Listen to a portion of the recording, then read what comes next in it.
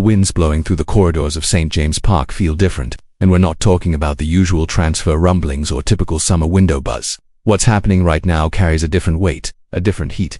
It's as if, bit by bit, crucial pieces of the club's structure are being removed, and no one can say for sure which pillar will be the next to fall. The behind-the-scenes movements have left even the most optimistic fans with a pit in their stomach. And if you're the kind of supporter who senses when something big is about to happen, you'd better stick around until the end of this video, because what's coming could shift the course of Newcastle United's entire season. And look, if you've made it this far, you've probably noticed this channel gets straight to the point but never gives everything away too soon, because every detail matters. So now is a perfect time to hit that subscribe button. It's free, takes just a second, and helps us keep bringing you exclusive, trustworthy updates, carefully verified and sourced from top outlets like The Times. Behind the scenes, the atmosphere is one of quiet reconstruction. Quiet but intense. This isn't just about planning the next big signing or getting the squad ready for the new campaign. The real action right now is happening in the executive offices, where vital decisions are being made for the long-term future of the club. And that's what makes it all so sensitive. Because while the spotlight shines on the pitch, it's in the boardroom that a club's true direction is decided. Since the departure of key figures in the hierarchy, it's felt like there's been no one firmly at the helm. Loyal fans will know that last season wasn't just a roller coaster on the pitch. There was noise and unrest behind the scenes that directly affected the club's sporting structure. While most looked for answers in transfer targets and player rumors, the real shakeup was taking place in the seats of power, the positions that the public rarely sees, but that influence absolutely everything. Now it finally looks like that long-awaited turning point is here. According to an exclusive report by journalist Martin Hardy in The Times, Newcastle is on the verge of announcing two high-profile appointments to regain strategic control of the club. First up is David Hopkinson, expected to take over as Chief Executive Officer. Hopkinson's CV includes a spell at Real Madrid, and he's widely respected for his sharp business acumen.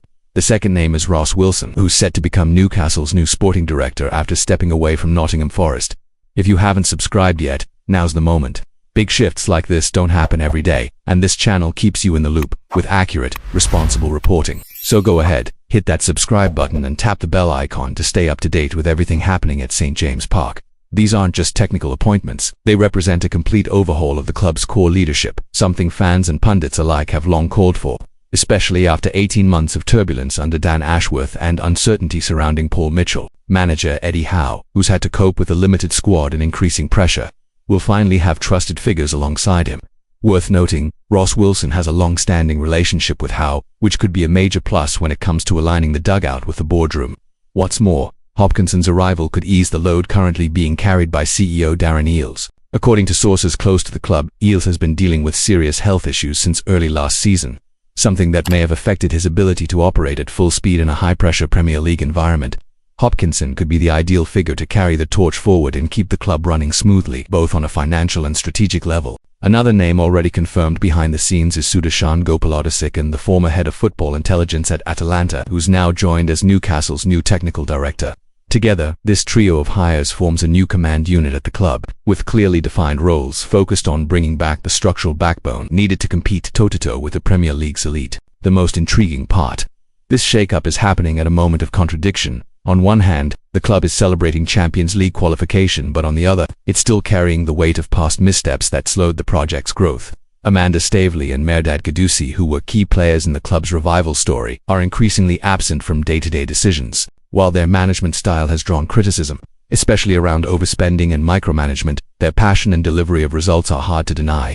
There's also uncertainty about how public-facing Hopkinson and Wilson will be. Will they step into ambassadorial roles, regularly engaging with fans and the media? Or will they choose to remain in the background as low-profile strategists steering the club's direction quietly? Whatever the case, one thing is clear: Newcastle now has a long-term leadership team again, something that has been painfully missing in recent months.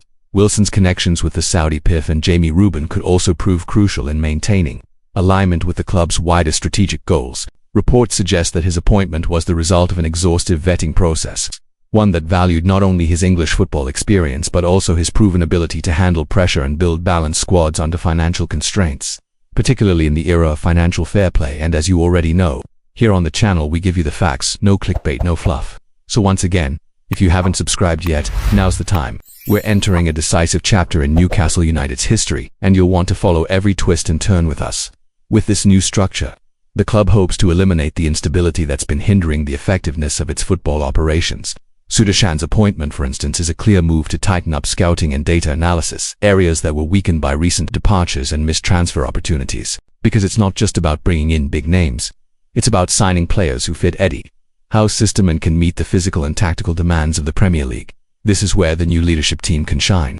Hopkinson brings a forward-thinking business mind, Wilson knows the inner workings of British football, and Sudashan is a master of data and market intelligence. According to the Times, the deals are in the final stages and both appointments could be officially announced in the coming days.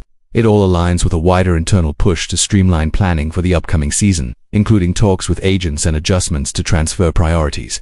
In the end, the hope is that this new leadership model will restore the kind of stability that allows Newcastle to consistently challenge the very best. After all, clubs like Liverpool and Manchester City aren't just successful on the pitch, they're also benchmarks of off-pitch excellence. Newcastle can't afford to delay this transformation any longer. So what do you think, Toon fans? Are David Hopkinson and Ross Wilson the right choices for this new era at St. James Park? Drop your thoughts in the comments, we genuinely want to hear from you. And don't forget, if you haven't subscribed yet, now's the perfect time. It's free, fast, and helps us keep this channel growing so we can keep bringing you everything, absolutely everything, from inside Newcastle United. See you in the next video.